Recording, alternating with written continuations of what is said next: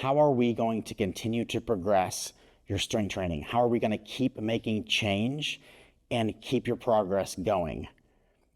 One of the most cited ways to do this is called progressive overload. Progressive overload is typically thought as increasing the amount of weight you lift as you progress, progressive overload. So let's say you were doing 10-pound bicep curls.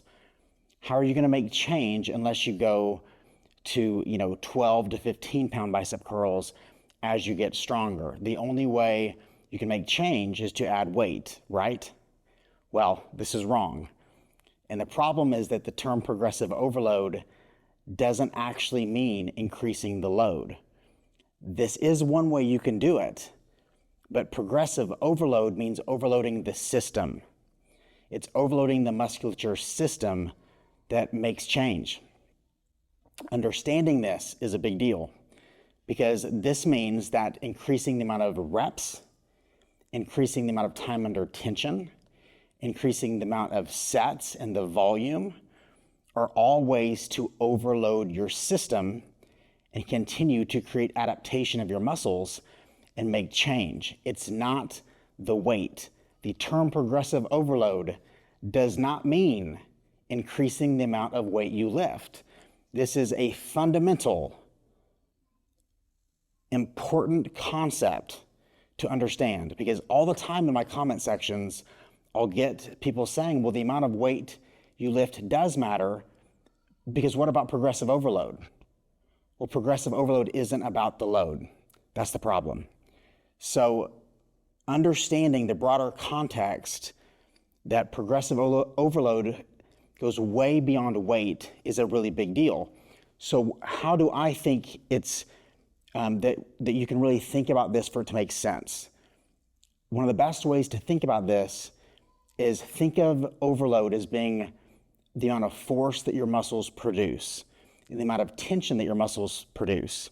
So overloading your muscles by force production and by tension production, that's a way you can continue to make change. You can keep the exact same weight on a dumbbell or even go down in weight and overload the system. For instance, as you learn how to create a better mind-muscle connection and you learn that I can lift, a 10-pound dumbbell really using my deltoids to lift this weight as opposed to lifting a 20-pound dumbbell and kind of flying through the motion, the 20 pounds isn't necessarily the overload. The overload may very well come from the 10 pounds because I can make the 10 pounds harder by overloading the system through increased time under tension, increased force production, and increased volume. And all these things play a role in muscle growth and strength production because they all change, the motor recruitment of your muscle fibers. So progressive overload, let's break it down. So we have progressive overload.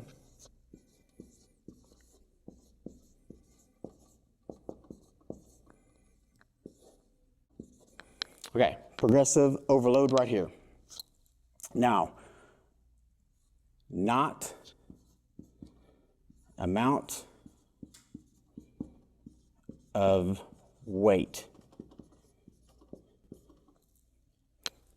It's overloading the system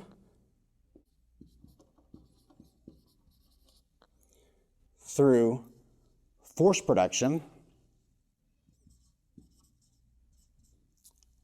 through all kinds of means. It could be increasing the weight. It doesn't mean that you can't create change by adding load, but that's not any more important than anything else. So it's a huge deal when you're lifting because the people who think I've always got to increase the weight, especially in my programs, I fade those people out because you have to know that overloading the system is so much broader than the amount of weight you lift. And when you actually see that and understand that, you'll make so much more changes in your strength training because your entire dynamics of your routine will change. And this is something I'm starting to teach not only to clients, but also to trainers, because the way you train clients, when you understand that the amount of weight they lift isn't what's going to progress them to the next level, well, that changes the way a trainer approaches their programming. So this is a big deal for so many different populations. Force production, time under tension. Another really cool way to think about this is by looking at isometrics. So I'll put some studies in my description that show this, but there are multiple studies on isometric training that show that these types of muscle contractions, where there's no visible change in the movement of the limb and you're against a static object and you're generating tension in your muscles for a specific amount of time. So think about a bicep curl. In a bicep curl, you're moving dynamically against, a load, a bar, a dumbbell, whatever.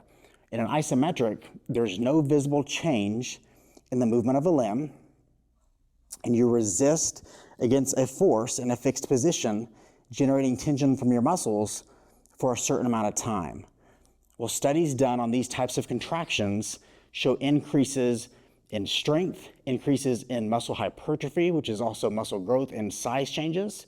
But the fact that an isometric involves essentially no load, but it does involve force production, shows that progressive overload is about your muscle's ability to produce force and generate tension for a certain amount of time, being metabolically stressed enough to break down the tissue. That's what creates change, because that's when your muscles have to rebuild and repair. But it's not about the load. So I'll get more into this and more concise, but it is important to know that there's such a broader context to this term. And if you are thinking in progressive overload in terms of just the amount of weight you lift, your entire world can change by seeing this really for what it is.